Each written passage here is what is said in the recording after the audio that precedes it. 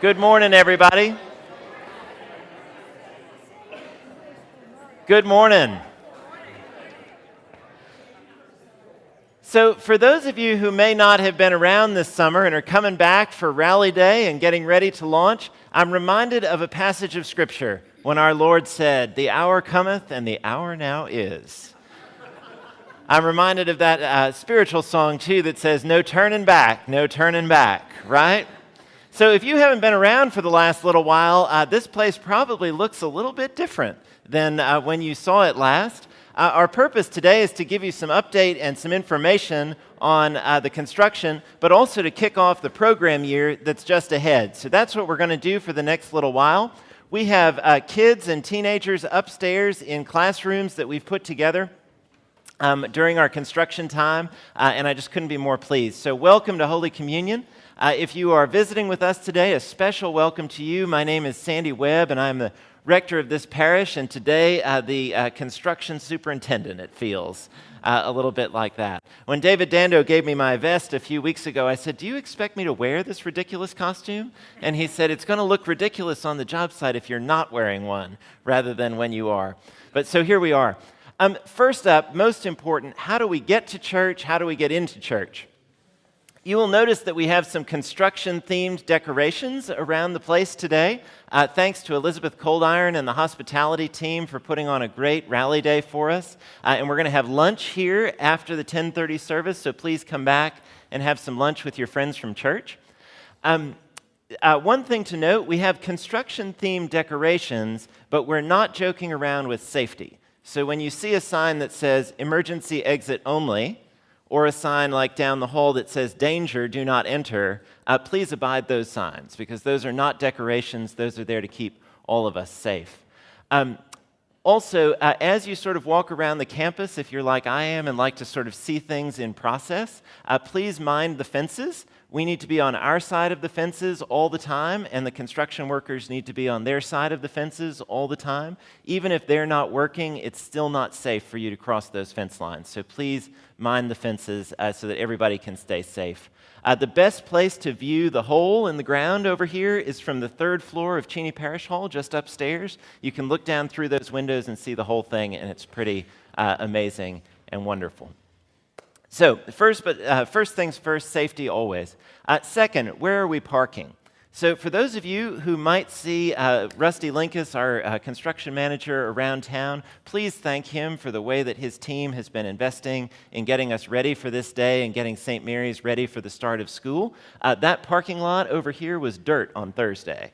And here it is, a fully striped, hard asphalt blacktop today. They are working so hard, and we're so grateful for all of their work. On Sundays, we have use of all the parking on campus. So you can use this lot over here, the part that's open. You can use this east lot over here. All of the front lots are open again, including some of the new space that we've added, including some of the head-in parking spaces over by the Buckman Center. So we have a lot more parking in the front than we've ever had before, and we have access to this parking lot down here. So on Sunday, come on. What I'm going to ask, though, is those of you who are more able-bodied, if you would join me in parking in the far parking lot so that those who are less able-bodied can park nearer to the church, that would be so helpful. So if you are able to park down in the south lot, that would be great. Handicap access has been restored to the building through a great ramp that we've got over here. It's a handicap-compliant ramp, so if you need to have access to that ramp, please just park in one of the marked spaces over here and use this ramp. You'll also see that our new handicap parking spaces in the front of the church, right in front of the big pillars, are in service now, so those are also available, and there's a ramp on the east side of the nave. So that's how you can get into the building. Once you're in the building, we have use of this building, which is Cheney Parish Hall, and upstairs, and the nave, and that's about it for the next little while, probably until the mid to late spring. So we have got temporary classrooms upstairs. This room is being used by St. Mary's during the week, used by us on the weekend. We are going at full speed with these facilities. But please make sure always to check, if you're coming for a meeting, to check the location of that meeting. So for example, my Bible study, which is going to start the Thursday after Labor Day at 9:30 in the morning, has moved to Novel Bookstore. Sometimes groups are meeting in people's homes because we just don't have the flexibility here that we usually do. So make sure to check and make sure to leave yourself a little bit of extra time to get into the building and to find where you're going. But we are going to plow ahead with program. We are not stopping here at Church of the Holy Communion, even though we're down to about a third of our usual facilities. And as soon as Greenwood and Blaisdell are open, we'll reoccupy those, and we'll have brand new children's space, brand new youth space, brand new meeting space, brand new office space. And it's going to be brand new in front of the walls and behind the walls, which is even more important still. So those are just a few updates on the facility itself. I'm going to offer you a quick update on where we stand with construction and what we can anticipate to come, and then I'll take any questions you might have about this material so far. We are full on into demolition mode right now. You'll notice that the Barth Gym and the Barth Academic Building have been demolished. Their foundations have been excavated, and we're making preparations to lay the foundations over there.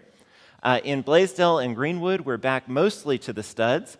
We discovered a little bit of hazardous material that we weren't aware of when we started, and so we're taking care of that right now. And one of the things that I'm so pleased with is that once we're done with this project, we will have a clean building.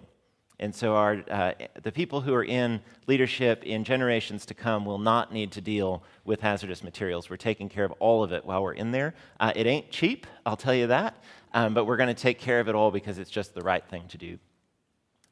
Let's see, what else? We've got those interior demolition. We've got exterior demolition. We've got the parking lots. We'll be moving a little bit, but in general, we should have access to most of the lots that we have today.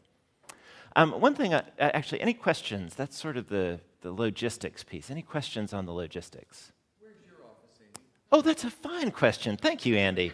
It's right next to your wife's. Sorry, no, that's so a good question. So where are the staff right now is an excellent question. We are living across the street at 42 North Perkins, which is directly diagonally across the intersection.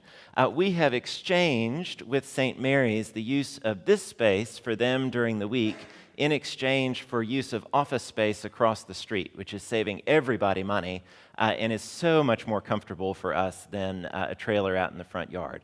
So if you would like to visit your favorite staff member, we are diagonally across the Walnut Grove Perkins Extended intersection.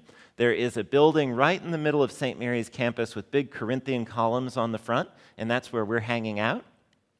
We are going to have an open house over there in September so that you can all come and see the spaces. I'm especially grateful to vestryman Mike Driscoll, who made arrangements for us to get some really great cubicles at cost, which were wonderful to have in the upstairs, so all of our staff have appropriate places to work and things that are conducive to doing their work.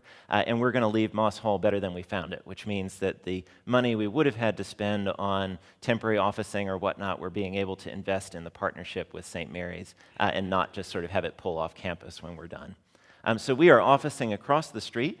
Sometimes when you come over here, you may find that the door is locked and there's a phone number on the window. We are keeping staff over here much of the time, but not all of the time. So if you do find that the door is locked when you expect it to be open, just call the parish office and we will get somebody over here to open that, or come and visit us across the street at Moss Hall, 42 North Perkins. We still receive mail, by the way, at this address, 4645, but if you're navigating to the office, it's 42 North Perkins. What else? When's it going to be finished? When's it going to be finished? I suggested that next weekend might be good, but there was a bit of laughter and the construction team when that happened. We are looking at Easter time, give or take. We don't have an absolute final delivery date. What I will tell you is that to keep a little fire on, next spring there's Easter Sunday, then there's 1 week, then there's the bishop's consecration. So there's exactly one Sunday after Easter when Don Johnson is still our bishop. And I have booked him to come here and bless whatever we've got. So, and I told the contractors, I'm like, look, guys, come on. He's only the bishop this one Sunday. we got to be ready. So that's what we are pushing towards, but I don't have a guarantee on that yet. Pat Pate, did you have a question? Oh, the front of the building. That's a good question. We have a number of things going on in the front of the building. One of the things that will be starting but hasn't quite yet is that we're going to be adding a stair column on the north side of the Greenwood building, so sort of where the playground equipment used to be located. So we'll be doing a little construction over there to give us more square footage in the children's space, more square footage in the office space. We are also going to take care of a whole bunch of deferred maintenance. There's some tuck pointing on the front of the building that needs to be done, air conditioners that need to be replaced, all of that. Much of the construction fencing that you're seeing was relative to the new parking lots which were being installed. So if you haven't gone and driven through the new parking lots, we've got a whole new section of parking over there that is in service and ready for use, and most of those fences were related to that. You may see them for a while because we're still figuring out where different things need to happen on campus in order to support the construction that's going on, and that is an active conversation. What else?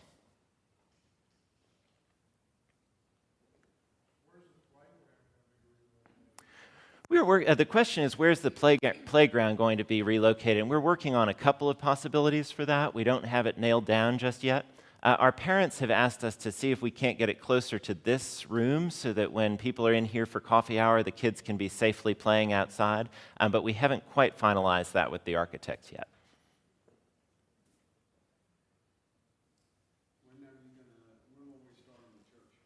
When are we going to start on the church? See, you're jumping one step ahead of me, Ken, and that's why I love you. Let me pause there and come right back to it. Is there anything else on the sort of logistics of how we use the facility? All right. Switching just gears for just a moment, I want to talk to you a little bit about the strategy that your vestry has been using. Look at what I have.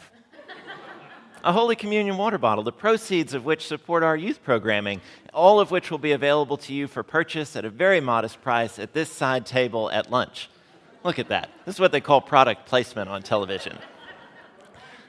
But wait, there's more. Let's see. Each one, I think, is about $2.5 million. Is that good? No.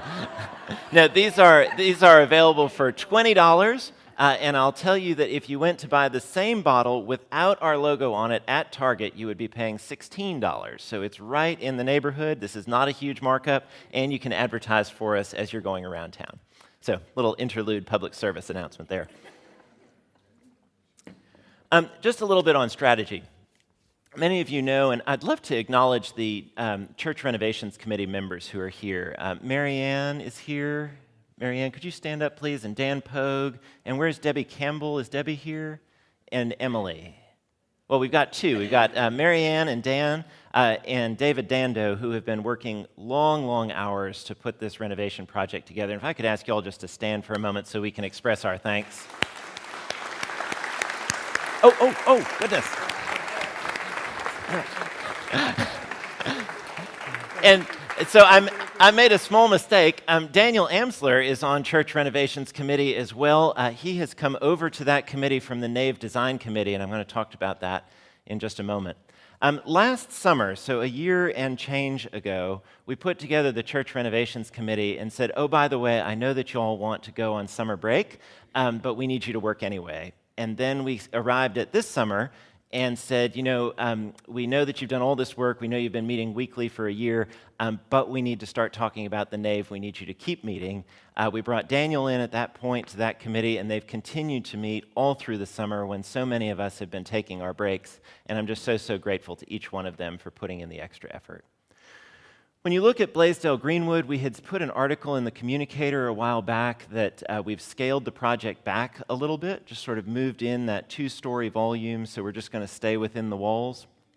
That saved us a lot of money, we think upwards of $1 million, and it was a change that was not easy to make, but an important one to make. And as we were going through, we started to realize that things were becoming a lot more expensive than we thought. We didn't think that it was anybody sort of running up costs. We've been watching all these other construction projects in town get going. We've had 2 years since we did the initial pricing on which we based the campaign for Holy Communion. All of these things were just more than we thought they were going to be. And the vestry had a really important decision to make. Do we sort of scale back, get into budget, meaning leave some things undone, or do we really stretch and make sure that this thing happens? And I'm so, so proud of our vestry for insisting that we finish what we started and finishing it well. Everybody who is on vestry deserves to be commended for that courage. So we are committed to doing the project that we've started very, very well, finishing what we've done. That may limit what we're able to do in the nave, but we're going to talk about that in a minute. So please do thank your vestry members, especially for their leadership. Are there vestry members in the room who could raise your hands, please? Maybe stand up so you can be seen. You know, this is a theme, folks.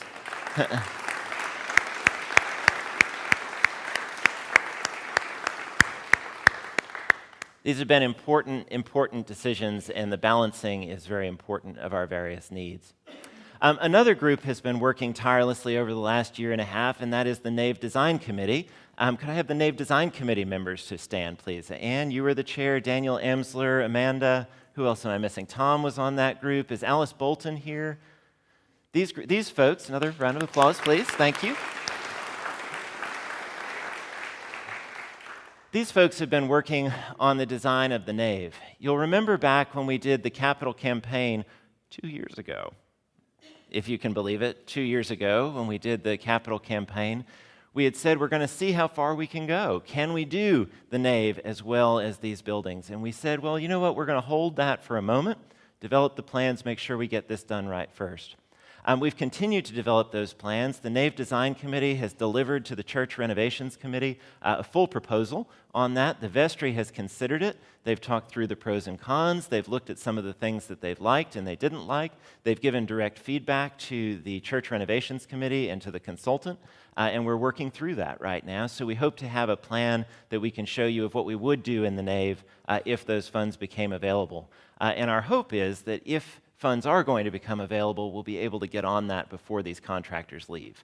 This is not sort of saying, well, let's just do everything. It's saying, if we're going to be torn up and displaced, let's just do it once and take care of everything all at once. So stand by for more on that. I want to commend the vestry and the Nave Design Committee for some really good work. This is one of the places, that room is the most sacred place to so many of us. It's the place where people get baptized and married and buried. It's the place where we remember all of the things that have happened in our lives and the way that that is a steady current running through our lives. So it is an emotionally charged work that they're doing, and I'm grateful for the forthrightness with which they're approaching it. When they've had disagreements, they've committed to sit down and talk openly rather than just sort of grouse or talk in the parking lot. And so many churches are not well served by their leadership, and we are so well served by ours. So I'm so grateful for that, and we will have more information to come as that process works its way through over the next couple of months. So that's where we are. You will hear much more before we sort of lock in on the nave. What I will tell you, just in the interest of candor and transparency, is the optional nature of going into the nave is going into the nave and doing some work is becoming less and less optional.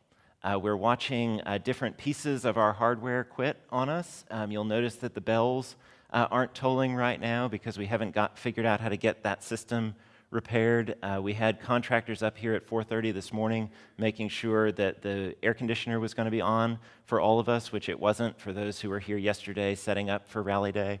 So we are dealing with some really serious things that we got to be on. Just want to let you know that in the interest of transparency. But I'll also tell you that your vestry is on it, and they are doing some really good work. We're getting excellent counsel, and we're asking questions like, how do we fix this for the long term, rather than just Band-Aid it for 2 or 3 years? And our hope is that when we finish whatever work we're able to do in Blaisdell, Greenwood, Cheney, and the nave, we'll be leaving a gift to our successors rather than a problem that they have to deal with. We're in it, so let's deal with it and get it done. I think that may be all that I have, but I want to, yes, that's all that's on my list, but I would love to take any questions or invite any feedback if anybody wants to comment sort of on where we are, what you're seeing, what you're feeling. Lisa, please. When I recall, and correct me if I'm mistaken about this, that there was a significant donation made just for the name. That is obviously not sufficient to cover what needs to be done. Is that my understanding? Is that correct? Lisa's question is, there was a significant lead gift given for the nave. But that's not enough to cover what needs to be done, ? The true answer to your question is absolutely there was a gift given, and we are very, very hopeful that that will go a long way. But what we're needing to look at is we don't know what this is going to cost yet. And so you need, in order to get a reliable price, you need to get architects to draw plans. Plans need to go to contractors. Contractors have to talk to subcontractors. They come back to us and they say, well, this is what it's going to cost. And we're like, no, it can't cost that. And then you send it back. And then they say, well, what about this? And it's like, no, not that. And then you work this all out. So we really don't know where we are on the costs for that. And we're going to need to update you more as we go. Barbara. It sounds as if we may be having another fund drive. So Barbara says, Barbara is here in the front row saying, I got some money burning a hole in my pocket. And how do I get that conveyed over to the church in a tax-efficient way, I might add, before you have to file your returns this year? And Barbara, I'm ready to receive. No problem. What I'll tell you about that is obviously if we have to do significant work in the nave, we'll need to be giving people an opportunity to give to that. There were a number of people in the first campaign who said, I really want to give to the nave. And so we're going to check in with those folks. I don't have the details yet for you, but it's expensive work that we're talking about. It's expensive work. And the vestry remains committed to not incurring debt that would compromise our future. So we need to be careful. But since I don't have the numbers, I can't answer the question directly. What else? Paul, please.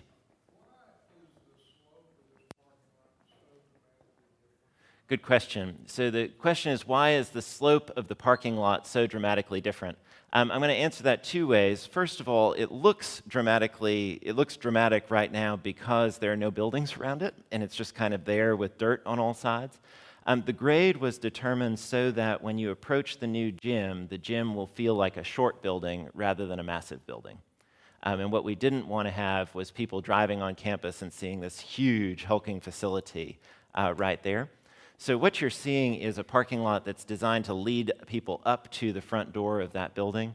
You're also going to see the parking lot grow, and it'll come right up to this south door of Cheney Parish Hall here, and we'll have more parking down there than we used to.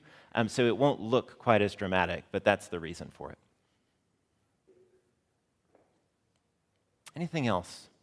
Please. On that same note, it looks like all the water is going to just run right down to the field. Like as we were coming across, Amelia was saying, they're going to wash out the track. She's very concerned about it. Well, The track down there. I think we all... There is a whole field of people called civil engineers who deal entirely with how water and gravity and asphalt interact with one another. My degree is in theology. I can only count to 3, 12, and 40. Those are the only numbers that are relevant in my field. So I don't know the specific answer to the storm drains, but I do know that they're on top of it. I assured her they were experts. There are many experts. The best that money can buy, one might say. What else? Feedback, comments, questions? Meredith? Can you expand a little bit on what you meant by Blaisdell and Greenwood plan going back to the two-story building? Is it atrium or not? Meredith's asked me to expand on what I had said about Blaisdell and Greenwood. And just to make sure we know what we're talking about, Holy Communion is shaped like an H. And so the nave and Cheney are here, and then Blaisdell goes out to the west, and then Greenwood meets it on the other side. And what we're talking about is that building that goes across, which used to be where my office was, and then the building that's perpendicular to it, which is where the nurseries used to be, where the youth room used to be, where Matthew's office used to be, those sorts of things. The original plan had been to cut a big old hole in the south face of the Greenwood building and build out a 2-level glass atrium.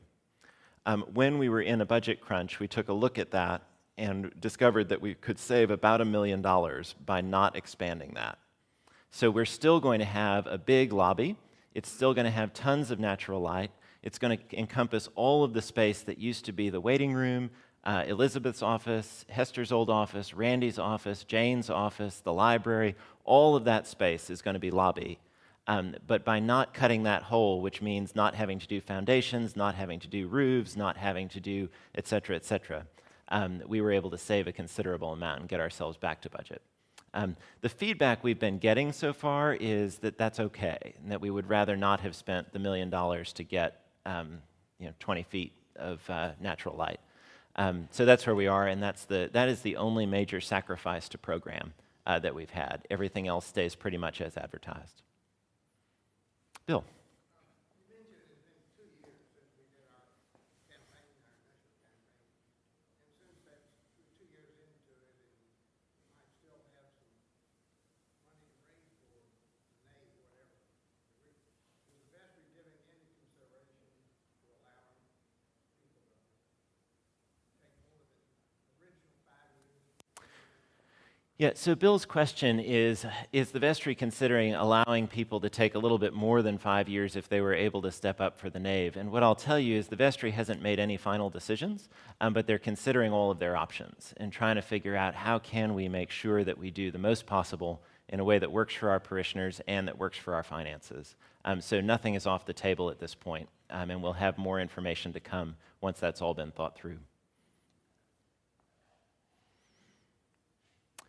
Well, last but not least, I'll say 2 things.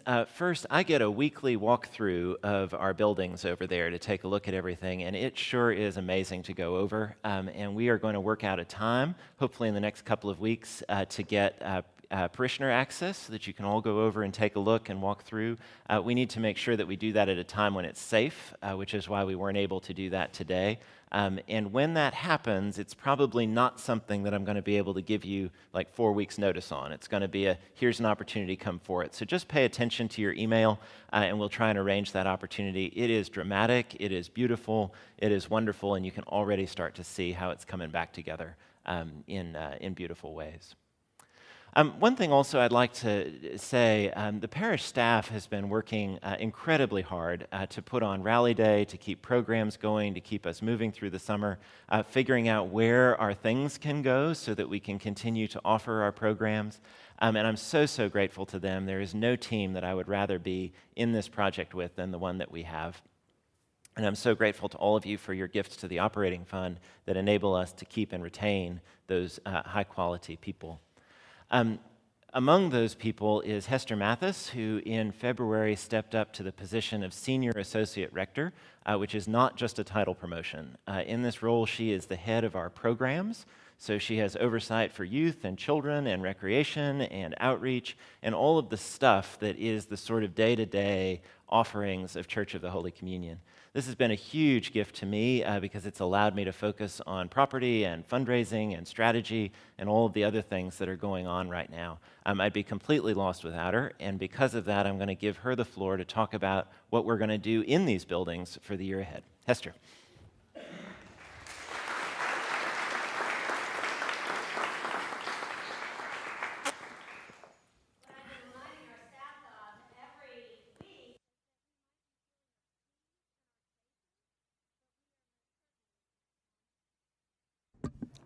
There we go. We might be feeling a squeeze in our spaces, but we are most certainly in a time of abundance.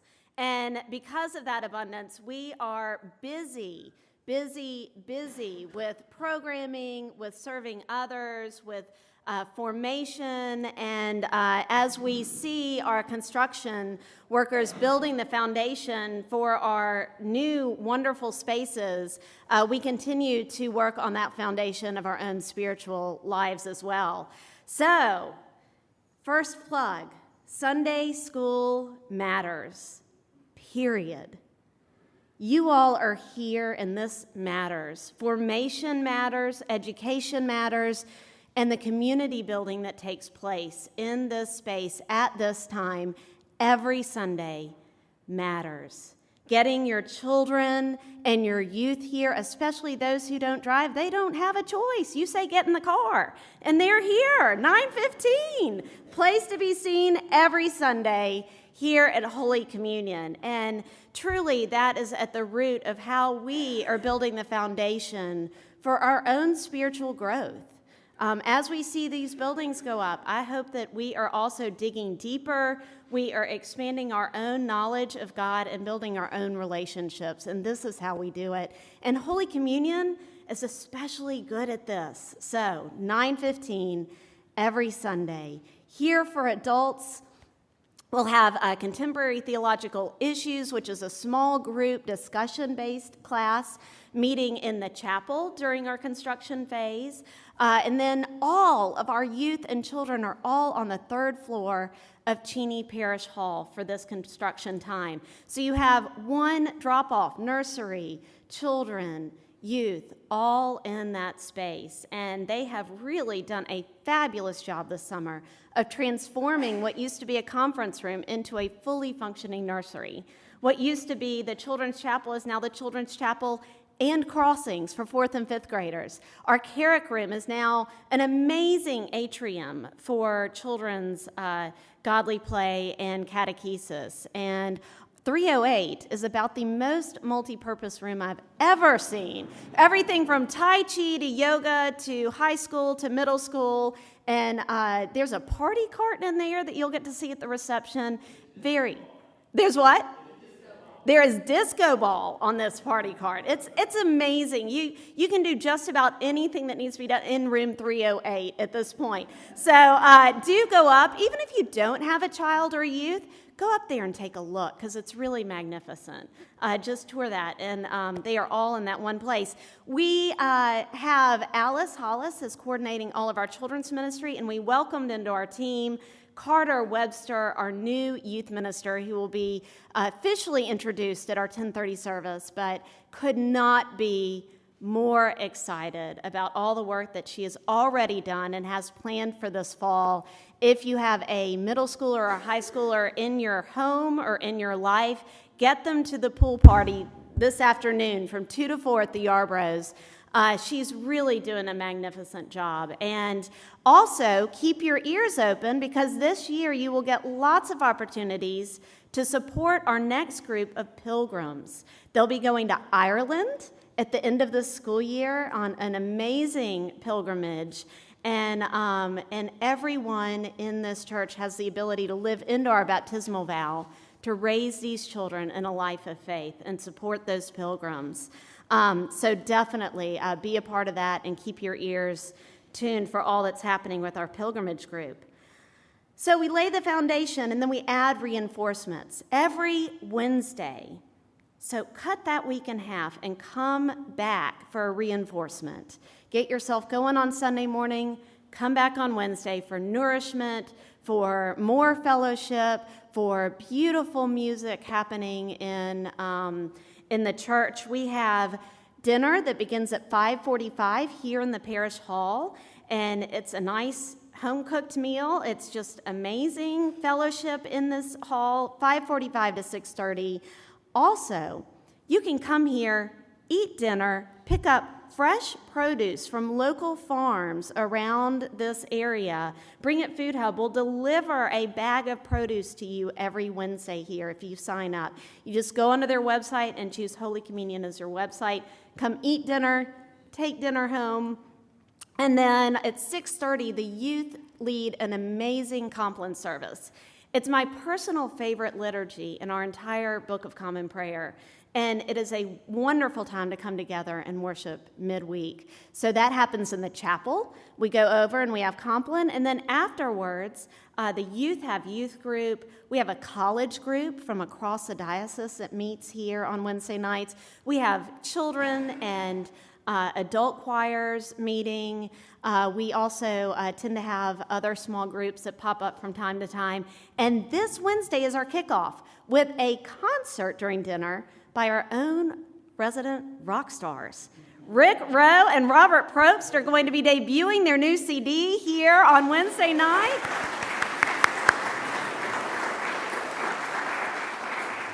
So really do not miss our Wednesdays here at Holy See. As we are building all of this amazing space and all of these amazing buildings, we are also working hard to go beyond our walls and into our community. Every Sunday at the end of worship, we say that we are going to go forth in peace to love and serve the Lord. And so what does that look like here at Holy Communion? We have been busy trying to put boots on the ground at all of our ministry partnerships, and that's MIFA, bridges. We had 3 youth go to the Bridge Builders program this summer. We have the St. Luke's Food Pantry, which we are now not only donating food during our services, but also manning the food pantry every 4th Thursday of every month. And it's amazing when you help 120 families have the ability to eat during their month. We also have ministry partnerships with the Church Health Center. They helped us launch our prayer garden. If you need a moment of respite or rest, come on out to our prayer garden and just out these doors on the east patio. We have an amazing ministry partners, and we strengthen them weekly. You will see the blue ministry opportunity sheets. Will somebody hold up their blue ministry opportunity sheet? Look at that. Annie Mahaffey has it right there. There are a bunch right there surrounded by balloons. And you'll see that there is a construction cone in the middle of that table that cannot be missed. Roll that ministry sheet up and slip it down into that cone. And Father Sandy is going to demonstrate for us right now. Yeah. Very good, very good. Might take a little bit of muscle power, but we got it. Woo! These have wonderful ways in which you can get more deeply engaged with others in our community and outside of our community. If food is your forte, you can sign up for More Than a Meal the first Sunday of every month. You can sign up to provide youth group dinners, whether you have a youth or not.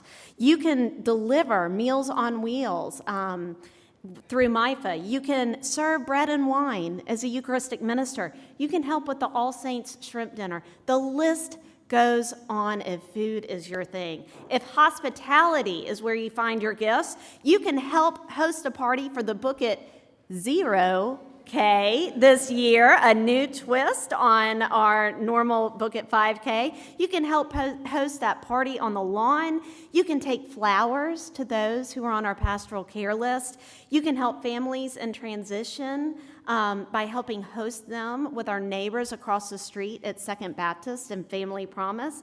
You can get involved with our Invite, Welcome, Connect initiatives. If learning and study is where you find your focus, you can join the Friday Men's Bible Study. You can join Sandy's Bible Study out at Novel during the construction phase. You can help tutor with Team Read. We have sites at both Shady Grove Elementary, and I'm told we're getting expanded hours this year, so you can come either in the morning or during lunch, and down at Emmanuel Center. You can also help support our Sunday school programs for our children and our youth. We do learning and education really well around here, and you can dive into that. So check off as many boxes as you want on that sheet, and we will be in touch with you this week. These are all ministries that can accept people right away and get you involved. And there's something for everybody on that list. If you've already been a part of a ministry, go ahead and check it off again, because we never like to assume that once you're in a ministry, you're in it for life. And on that same note, if you want to try something new, and you just want to check it out, check that box and we'll try it out. And that does not mean you're signing your entire life to that ministry. It means I want to try something new that might be out of my comfort zone. So take a look at those sheets, take some time, ponder them, and see how you too can be a part of really strengthening mind, soul, and body here at Holy Communion and throughout our city. Amazing opportunities. This year, we are going to launch an intensive outreach Labor Day week. So, Labor Day week, go to the lake, come back on Sunday, and you can be a part of More Than a Meal on Sunday, or setting up for an entire week of hosting families who are in housing transition over at Second Baptist. This is a great way for us to strengthen our ecumenical partnership and also be a part of providing housing for families, because in a lot of our shelters across the city, families are not able to stay together.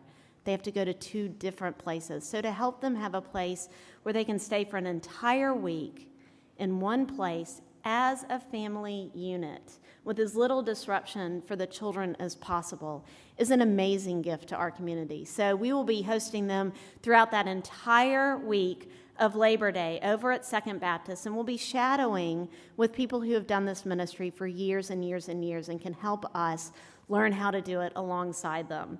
That will be for Family Promise. More Than a Meal is that Sunday. And then also on Labor Day itself, we are going to build on the partnership that we started with Emmanuel Center and St. Joseph's through our urban pilgrimage.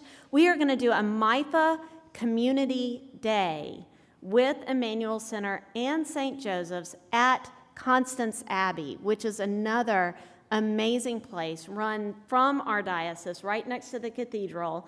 And we are going to help build some sections of fencing and put together hygiene packets that help these people throughout the week. They offer showers, they offer job readiness skills, they offer Bible studies and worship.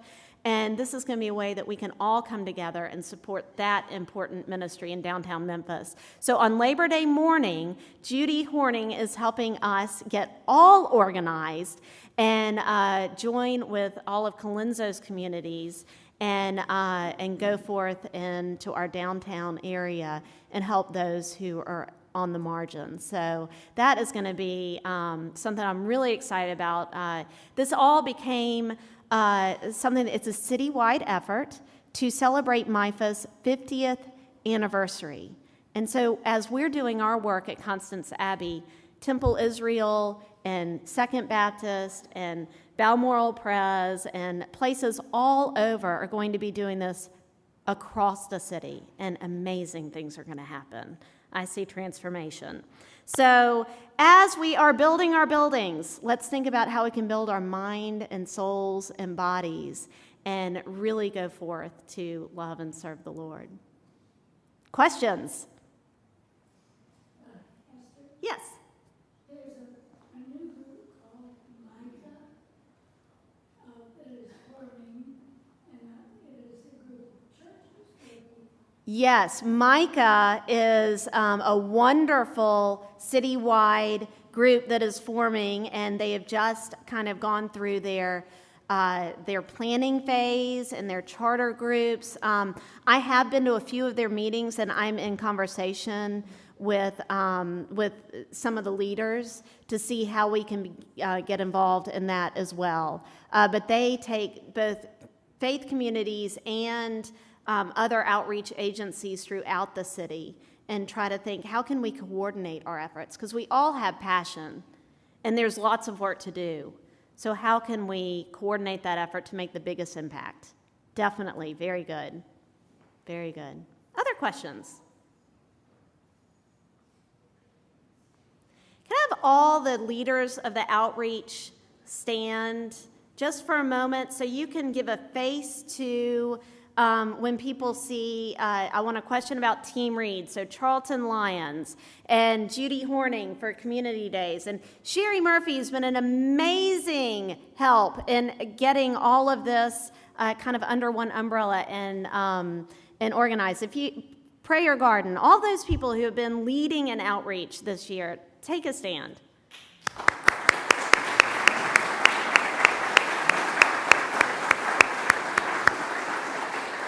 I know we have lots more in the room as well that are being very humble right now. But really, get in touch with me, get in touch with Sherry, get in touch with anyone who you see as a contact for all of these amazing initiatives and see how you can be a part of the team. And I had a question back here. Daniel Amsler, you had your hand up. Did you put on the table a list for the September, the Labor Day? Wonderful. Awesome. So Daniel was telling us that as a part of these hygiene kits that we're going to be putting together for Constance Abbey, if you know you're not going to be here, you can still be involved by donating to these kits. So those of us who are here that day will be assembling them, but if you want to take a look at the list on that middle table and bring some things to donate to that, just bring them either to here on Sunday, we'll have some collection bins, or to my office during the week. Wonderful. Yes, Evelyn. St. Luke's Food Pantry. How do you sign up? What a great question. First of all, you go say, I am so interested in the St. Luke's Food Pantry, Evelyn. Can you send me the link to this Sign Up Genius? We are also going to put the Sign Up Genius for MIFA Meals on Wheels, St. Luke's Food Pantry, the community days. All of these things are on in our weekly e-communicators, in our monthly communicators with phone numbers. We have, if you are looking for a way to get involved, just ask me, ask Sherry, ask Evelyn, ask any of us, and we will link you to a sign-up genius of your choice. They are all over the place. That's great. Other good questions? Yes?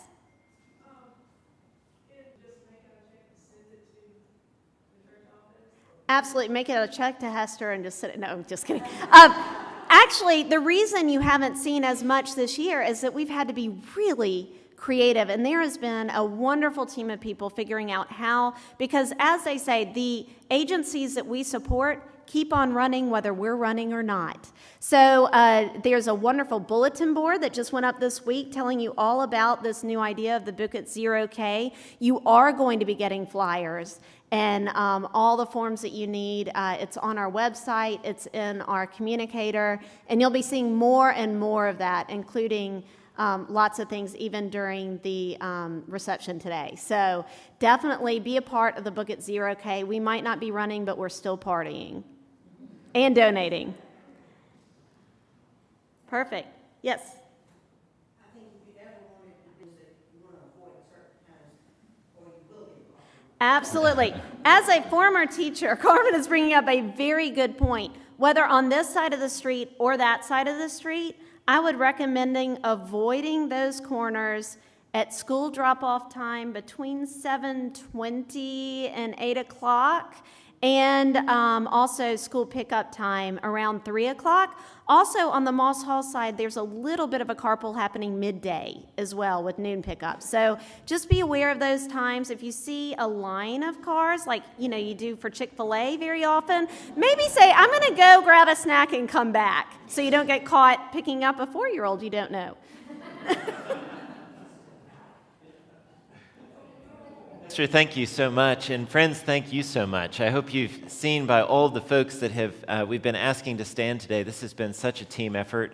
We have tons of contractors here, but it's all of the volunteers who make everything happen at Holy Communion. So thank you for that. Thank you for your support of the capital project, which is making all of this happen. Not any of this would happen without the money that was committed 2 years ago and that's being paid well ahead of schedule. Thank you for your support of the operating budget that keeps the staff here and the lights on and all of those things so that we can keep going. We are going to be learning a lot about flexibility this year, and you've detected just a little bit of that already. So please bear with us, but know that your church is operating at full speed and perhaps even beyond full speed, even while our buildings are all torn up. We will have a brochure for you in probably about 2 weeks' time, laying out everything that we have going on for the fall semester, all of the classes, all of the programs, all of the off-site things. So expect that. It'll be forthcoming. Rectors for the Adult Forum kicks off next week with a class I've offered once many years ago called Religious Faith and Secular Authority, asking questions about how our faith impacts our citizenship. It's always been a popular and active discussion, so please do come for the next 2 weeks for that as we kick off the Adult Forum for the fall. I'm so glad that each and every one of you are here. I'm so glad that each and every one of you are a part of making this happen. It is a great time to be at Holy Communion, and I love you all very, very much.